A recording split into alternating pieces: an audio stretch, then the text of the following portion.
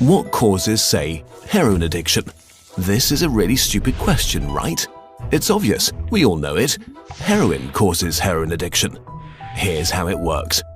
If you use heroin for 20 days, by day 21, your body would physically crave the drug ferociously because there are chemical hooks in the drug.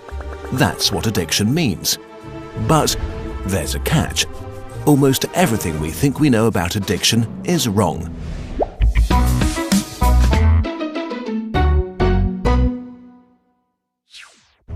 If you, for example, break your hip, you'll be taken to a hospital and you'll be given loads of diamorphine for weeks or even months.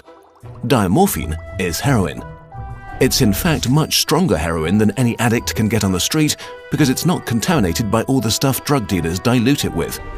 There are people near you being given loads of deluxe heroin in hospitals right now, so at least some of them should become addicts. But this has been closely studied. It doesn't happen. Your grandmother wasn't turned into a junkie by her hip replacement. Why is that? Our current theory of addiction comes in part from a series of experiments that were carried out earlier in the 20th century. The experiment is simple. You take a rat and put it in a cage with 2 water bottles. One is just water, the other is water laced with heroin or cocaine. Almost every time you run this experiment, the rat will become obsessed with the drugged water and keep coming back for more and more until it kills itself. But in the 1970s, Bruce Alexander, a professor of psychology, noticed something odd about this experiment. The rat is put in the cage all alone. It has nothing to do but take the drugs. What would happen, he wondered, if we tried this differently? So he built Rat Park, which is basically heaven for rats. It's a lush cage where the rats would have colored balls, tunnels to scamper down, plenty of friends to play with, and they could have loads of sex. Everything a rat about town could want. And they would have the drugged water and the normal water bottles. But here's the fascinating thing. In Rat Park, rats hardly ever use the drugged water. None of them ever use it compulsively. None of them ever overdose. But maybe this is a quirk of rats, right? Well, helpfully, there was a human experiment along the same lines, the Vietnam War. 20% of American troops in Vietnam were using a lot of heroin. People back home were really panicked because they thought there would be hundreds of thousands of junkies on the streets of the United States when the war was over. But a study followed the soldiers home and found something striking. They didn't go to rehab. They didn't even go into withdrawal. 95% of them just stopped after they got home. If you believe the old theory of addiction, that makes no sense. But if you believe Professor Alexander's theory, it makes perfect sense. Because if you're put into a horrific jungle in a foreign country where you don't want to be, and you could be forced to kill or die at any moment, doing heroin is a great way to spend your time. But if you go back to your nice home with your friends and your family, it's the equivalent of being taken out of that first cage and put into a human rat park. It's not the chemicals, it's your cage. We need to think about addiction differently. Human beings have an innate need to bond and connect. When we are happy and healthy, we will bond with the people around us. But when we can't, because we're traumatized, isolated or beaten down by life, we will bond with something that gives us some sense of relief. It might be endlessly checking a smartphone, it might be pornography, video games, Reddit, gambling, or it might be cocaine. But we will bond with something because that is our human nature. The path out of unhealthy bonds is to form healthy bonds, to be connected to people you want to be present with. Addiction is just one symptom of the crisis of disconnection that's happening all around us. We all feel it. Since the 1950s, the average number of close friends an American has been steadily declining. At the same time, the amount of floor space in their homes has been steadily increasing. To choose floor space over friends, to choose stuff over connection. The war on drugs we've been fighting for almost a century now has made everything worse. Instead of helping people heal and getting their life together, we have cast them out from society. We have made it harder for them to get jobs and become stable. We take benefits and support away from them if we catch them with drugs. We throw them in prison cells, which are literally cages. We put people who are not well in a situation that makes them feel worse and hate them for not recovering. For too long, we've talked only about individual recovery from addiction. But we need now to talk about social recovery, because something has gone wrong with us as a group. We have to build a society that looks a lot more like Rat Park and a lot less like those isolated cages. We are going to have to change the unnatural way we live and rediscover each other. The opposite of addiction is not sobriety. The opposite of addiction is connection.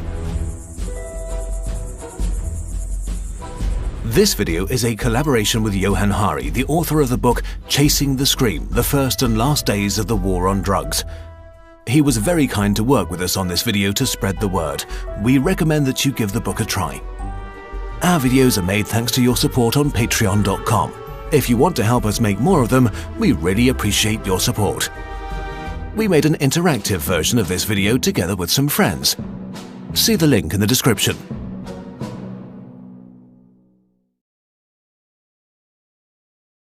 Everyone, it's Dr. Sam Robbins. I find it interesting how people self-sabotage so much. For example, they want to make more money, and yet they spend their money on stupid stuff that they don't need. And then they waste their nights and weekends watching TV when they could be learning and earning more money. Or they say they want to be in a happy relationship, and yet they keep getting involved with toxic people who they allow to mistreat them. And the same thing with health. People say they want to be healthier, and they don't do the basics, such as just eating better and moving more and managing their stress and taking essential supplements and vitamins. So today's topic is actually about alcohol and how it's killing your brain and your body and how to reverse some of the damage. Now, second to caffeine, alcohol is the most abused drug on the planet. Yes, alcohol is a drug. Now, people say they want more energy, right? They want better functioning brains and memory and all that stuff. They want to be happier. They want to look younger. They want to have better hormones. They want to lose fat. They want to gain muscle. They want to live longer and sleep better and so on and so forth. And yet, these same people drink alcohol, which causes negative effects in everything I just mentioned and more. Listen, no matter how you look at it or how you justify it, alcohol is a toxin that accelerates the aging process of your entire body. Sure, you'll find a study or how many that say alcohol is good for your health or some other bullshit, or drinking 2 glasses of wine daily is good for your heart. Again, total crap. If you want the benefits of red wine, for example, go eat some organic red grapes. It's the polyphenols and the resveratrol and similar compounds that are found in thin-skinned fruits that are good for your body. Not the red wine, which is basically grape juice mixed with alcohol. Or you can have some organic extra virgin olive oil, which is super high in polyphenols, or even really good quality caffeine-free coffee, or best of all, green tea. Again, all proven to be good for your health. Anyway, I can go on and on with the negatives of alcohol, not just in the short term, but for sure the long run. For example, I get guys complaining about not gaining muscle, and yet they're drinking alcohol. Fear of all things, which is the worst. I hear women who are struggling to lose fat, and I see them drinking red wine and sugary cocktail drinks. Listen, alcohol decreases testosterone. It lowers GH and thyroid. It increases insulin. It increases stress hormones. It creates hormonal imbalances. Plus, it creates negative changes in dopamine, serotonin, and other brain chemicals. It's also terrible for your gut health, which controls so many health factors in your entire body. Not to mention, alcohol completely disrupts your sleep pattern. It decreases REM sleep and the quality of your sleep, which causes even more hormonal imbalances.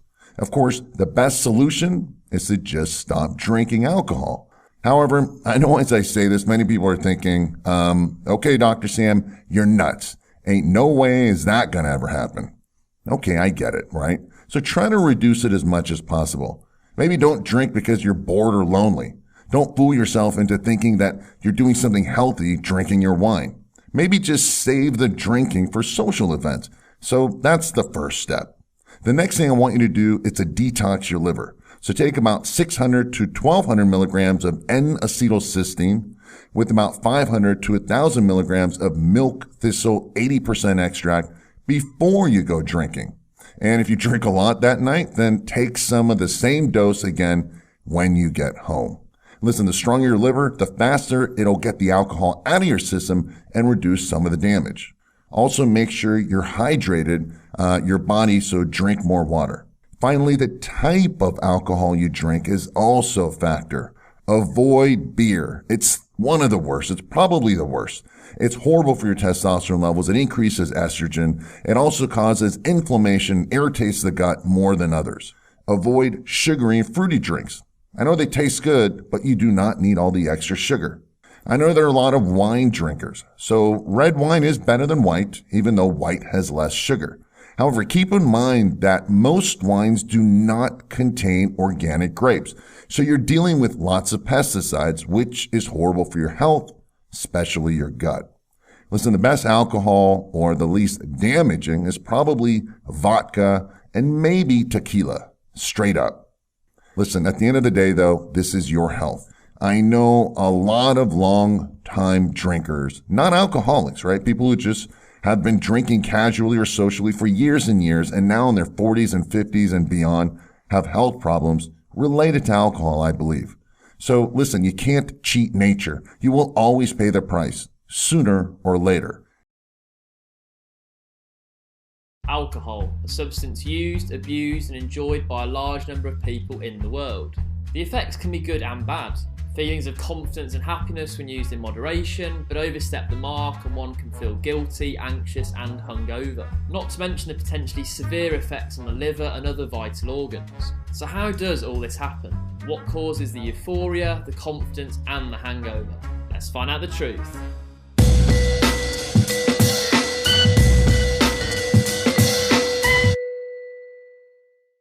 So here's the medical breakdown. In this video we're going to be discussing alcohol from what it is to its effects on the body. So first, the basics. Now from a scientific point of view, alcohol can refer to a whole group of compounds, but the one that we're looking at, the active ingredient found in alcoholic drinks, is called ethanol.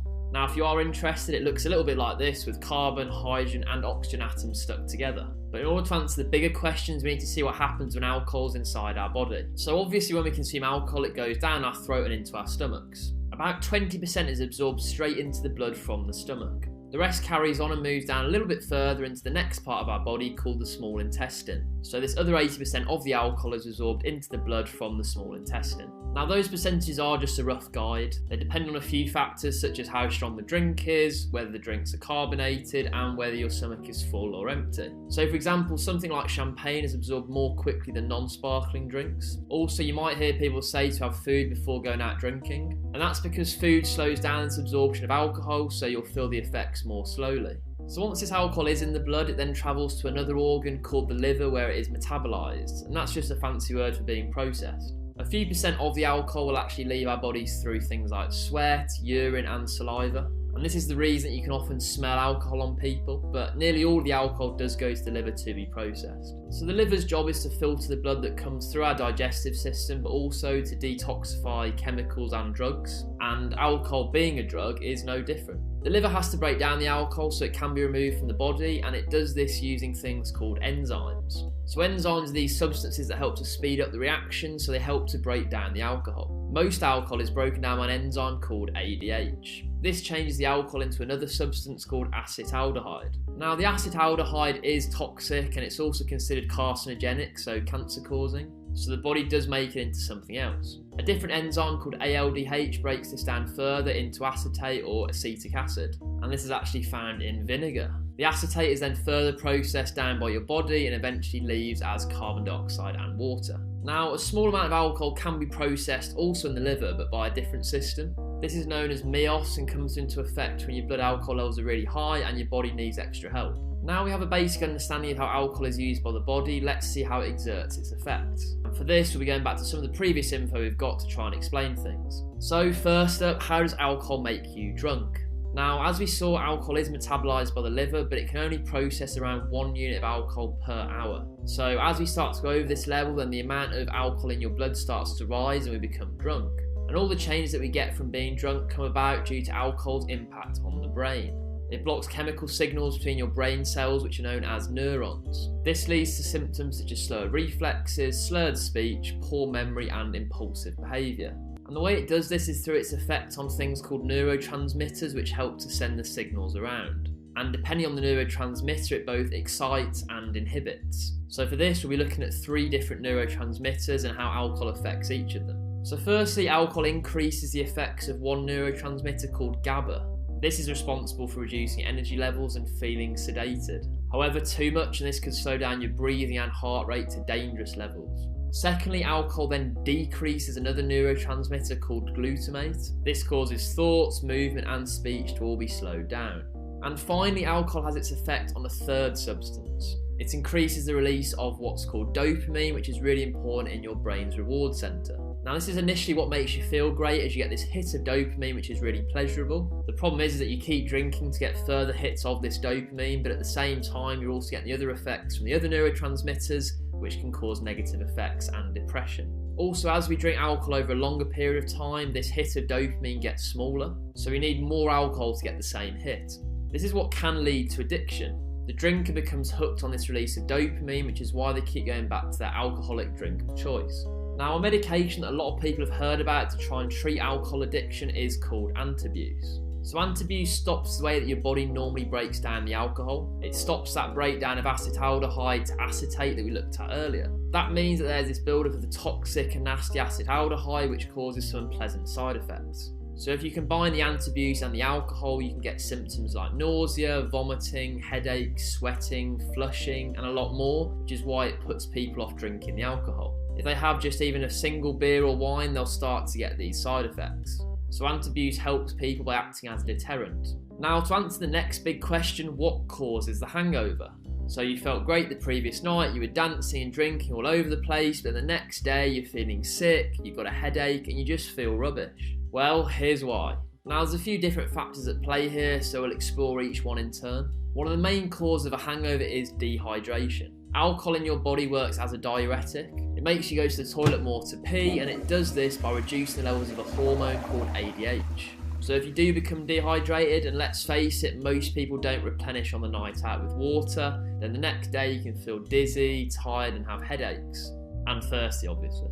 Alcohol also has a big effect on your stomach. Alcohol itself irritates the lining of the stomach, and it also increases stomach acid production. It also affects how quickly food passes through your system. So this is what makes it responsible for symptoms such as nausea, diarrhea and vomiting. Next, alcohol affects the balance of electrolytes in your system. So these are things like sodium, potassium and calcium and many more, which help your body to function normally, so things like producing energy and moving muscles. Alcohol can lead to a lot more of these electrolytes leaving the body in the urine, so you can get headaches, muscle weakness and feeling irritable. It's also been claimed that alcohol can affect your immune system, which may contribute to the hangover symptoms. Alcohol also causes low blood sugars or hypoglycemia, as it reduces the body's production of glucose. This can result in fatigue, dizziness and irritability. Also, alcohol is known to lead to widening of blood vessels or vasodilation, which can cause headaches. Another reason for the hangover, difficulty sleeping. So although alcohol can make you feel really sleepy, it actually reduces the quality of this sleep. It reduces the high quality deep sleep called REM sleep. So it's about quality, not just quantity here. So you'll likely feel more tired the next day. One more reason that we should look at, and it's a substance that we mentioned several times already today, and it's that acetaldehyde. So as we drink more and more, this level builds up in the blood, and that's why we can get symptoms such as headaches. And the final question I want to dive into is, why are some people more affected by alcohol than others? And actually for some people there's a big reason why, because they have an intolerance to the alcohol. It causes their skin to become very flushed, they have a stuffy nose, and they just generally feel unwell. This is something called acute alcohol sensitivity, and it means that the person just can't break down the alcohol very effectively. And this is a genetic condition, so something you are born with. So these people affected have a different form of the enzyme ALDH, so they can't break down the acetaldehyde very effectively. So the levels of this toxic substance build up, and that's what causes the symptoms. So guys, a quick recap. We've seen how alcohol breaks down the liver from ethanol to acetaldehyde to then acetate. Its effect on the brain through three neurotransmitters, GABA, glutamate and dopamine. The cause of all the hangover symptoms that so many of us experience. And finally, why some people are more affected than others. That was your medical breakdown. So there it is, the answer to all of your alcohol medical related questions. Alcohol is clearly enjoyed by a lot of people, and from my own experience it can make some nights out more interesting for sure. However, we have to be aware of how it can affect our body and lead to some unpleasant side effects. And of course, if you do think you have a problem with alcohol, then please get in touch with your healthcare professional. In these unprecedented times, stay safe. In 1970, marijuana was classified as a Schedule I drug in the United States. the strictest designation possible, meaning it was completely illegal and had no recognized medical uses. For decades, this view persisted and set back research on the drug's mechanisms and effects. Today, marijuana's therapeutic benefits are widely acknowledged, and some nations have legalized medical use or are moving in that direction. But a growing recognition for marijuana's medical value doesn't answer the question, is recreational marijuana use bad for your brain? Marijuana acts on the body's cannabinoid system, which has receptors all over the brain and body. Molecules native to the body, called endocannabinoids, also act on these receptors. We don't totally understand the cannabinoid system, but it has one feature that provides a big clue to its function. Most neurotransmitters travel from one neuron to the next through a synapse to propagate a message. But endocannabinoids travel in the opposite direction. When a message passes from the one neuron to the next, the receiving neuron releases endocannabinoids. Those endocannabinoids travel backward to influence the sending neuron, essentially giving it feedback from the receiving neuron. This leads scientists to believe that the endocannabinoid system serves primarily to modulate other kinds of signals, amplifying some and diminishing others.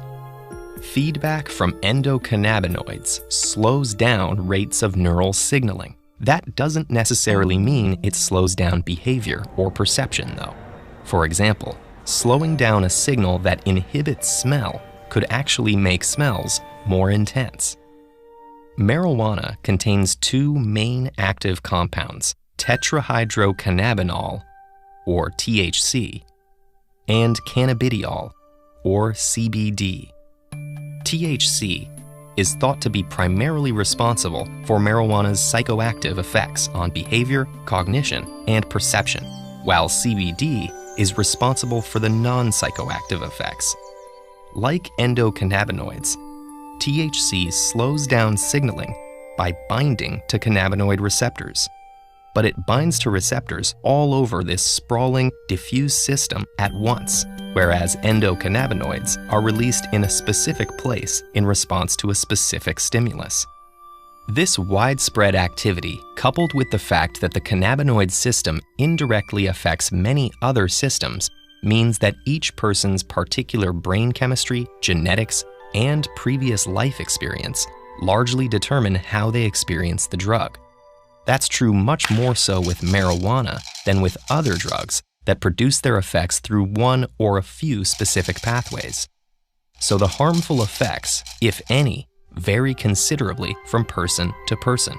And while we don't know exactly how marijuana produces specific harmful effects, there are clear risk factors that can increase people's likelihood of experiencing them. The clearest risk factor is age. In people younger than 25, cannabinoid receptors are more concentrated in the white matter than in people over 25. The white matter is involved in communication, learning, memory, and emotions. Frequent marijuana use can disrupt the development of white matter tracts and also affect the brain's ability to grow new connections. This may damage long-term learning ability and problem solving. For now, it's unclear how severe this damage can be or whether it's reversible. And even among young people, the risk is higher the younger someone is, much higher for a 15-year-old than a 22-year-old, for instance. Marijuana can also cause hallucinations or paranoid delusions. Known as marijuana-induced psychosis, these symptoms usually subside when a person stops using marijuana. But in rare cases, psychosis doesn't subside, instead unmasking a persistent psychotic disorder. A family history of psychotic disorders, like schizophrenia, is the clearest, though not the only, risk factor for this effect. Marijuana-induced psychosis is also more common among young adults, though it's worth noting that psychotic disorders usually surface in this age range anyway. What's unclear in these cases is whether the psychotic disorder would have appeared without marijuana use. Whether marijuana use triggers it early, is a catalyst for a tipping point that wouldn't have been crossed otherwise, or whether the reaction to marijuana is merely an indication of an underlying disorder.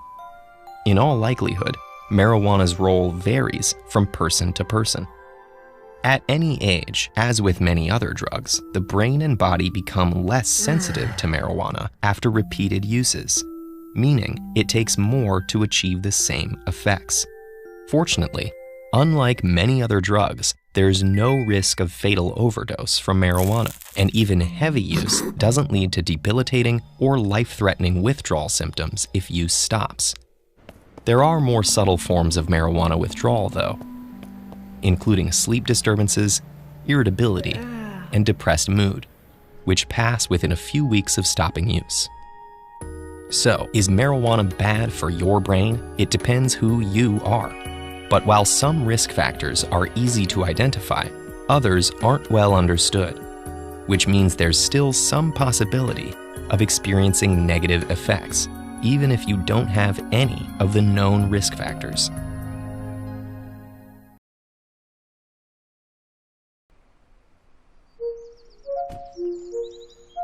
This is Susan. Susan loves to bike.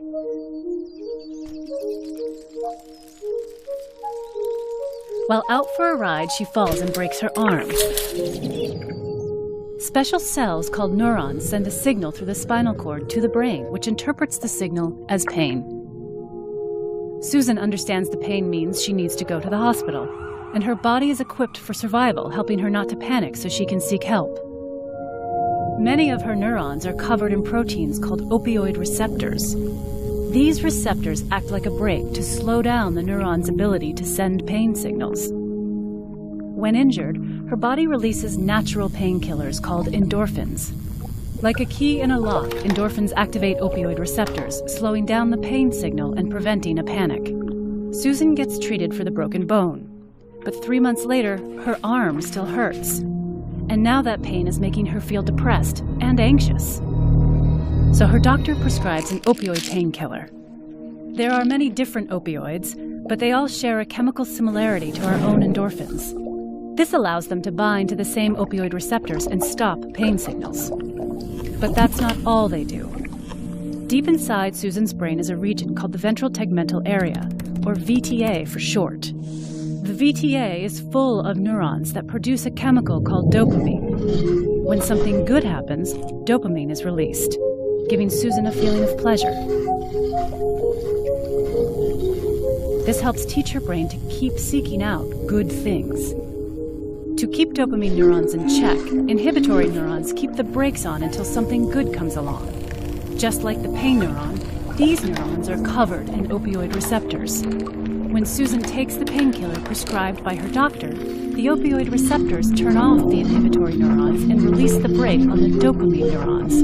The rush of dopamine temporarily eliminates Susan's depression and anxiety, and she feels relief, calmness, and even euphoria. As Susan continues to take the painkillers, her brain responds by trying to regain its balance. Her inhibitory neurons work extra hard, even when the opioid receptors are activated, and it becomes harder and harder for her dopamine neurons to release dopamine. Susan finds that she needs to increase her dose of painkillers in order to feel comfortable. This is called tolerance. Eventually, Susan's pills run out. Inhibitory neurons that had been working overtime are let loose, clamping down on those dopamine neurons and shutting them off almost completely. Now, not only is Susan in pain, but the depression and anxiety come back. On top of that, Susan feels ravaged by an inescapable physical sickness far worse than any flu. Susan's body is going through withdrawal. Most people who take opioids for a long time tend to experience some withdrawal, but they can still stop taking the pills and return to normal. But for people like Susan, it's not so easy. Her genetics and the environment she grew up in put her at a higher risk for addiction. Her withdrawal symptoms aren't just unpleasant, they're unbearable. Susan thinks the only way to feel normal is to find more opioids. And this is how the cycle of opioid addiction emerges, driven by a brain trying to regain its balance. But there is hope for Susan. Though the road to recovery can be challenging and there may be setbacks, Treatment can retrain Susan's brain. With the help of medication and therapy, Susan finds pleasure in her life once again.